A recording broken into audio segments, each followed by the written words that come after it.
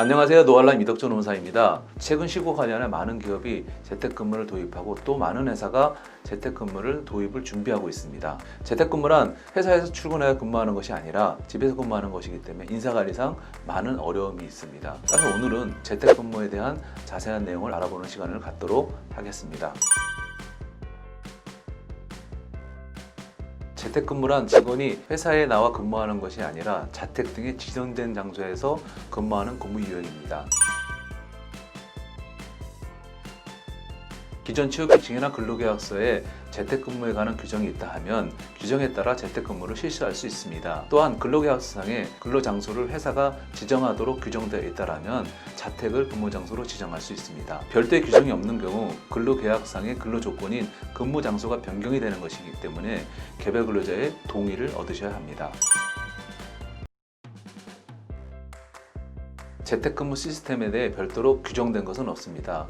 기업별, 직종별 특징을 고려하여 구축하시면 됩니다. 예를 들어 일부 기업은 사내 소프트웨어를 활용하여 원격으로 근로시간을 관리하는 경우도 있고 그룹웨어를 통해 업무 내용을 공유하는 시스템을 구축하기도 합니다. 모든 회사가 재택근무 시스템을 구축하면 좋지만 비용이 발생하기 때문에 현실적으로 어려움이 많습니다. 그래서 고용노동부에서는 재택근무를 도입하고자 하는 회사에 대해서 인프라 구축비에 대해서 지원을 하고 있으니 이 점은 활용하셔도 좋을 것 같습니다.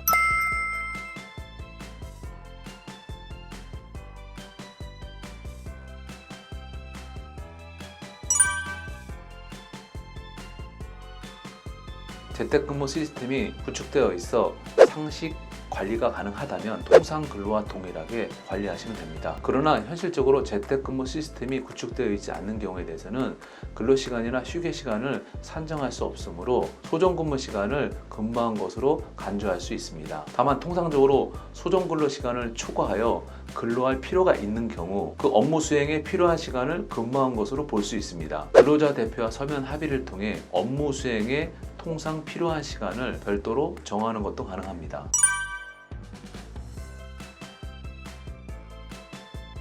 네, 가능합니다. 통상 필요한 경우 시간의 근무도 가능하며 이에 따른 수당이 발생이 됩니다. 다만 재택근무와 같은 경우에는 시간에 대한 산정이 명확하지 않기 때문에 시간의 근로에 대한 확인 방법이나 절차 등을 정하여 운영하는 것이 바람직합니다.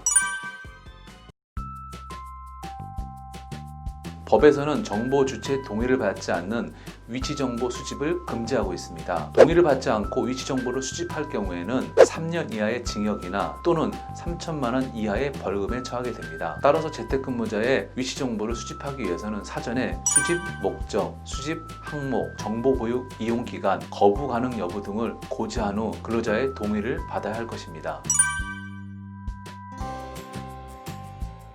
그렇지 않습니다. 근무 장소 외에 임금 및 근로시간 등 다른 근로조건이 변동되지 않는 경우에는 취업규칙 불이익 변경에 해당되지 않습니다. 네, 가능합니다. 자택 외 장소를 추가하거나 특정하는 것도 가능합니다. 자택근무를 시행함에 따라 발생되는 통신비, 소모품 비용은 회사가 지급하는 것이 원칙입니다. 다만 분쟁을 예방하기 위하여 노사가 사전에 협의로 정하는 것이 바람직합니다. 네, 가능합니다. 재택근무로 인해서 발생되는 업무상 부상이나 질병이 발생되는 경우 근로복지공단으로부터 산재로 인정되어 보상을 받을 수 있습니다. 그러나 재택근무 시 업무상인지 여부를 판단하기는 쉽지 않습니다. 그래서 근로복지공단이 이런 사실관계를 판단하여 산재 여부를 결정하게 됩니다.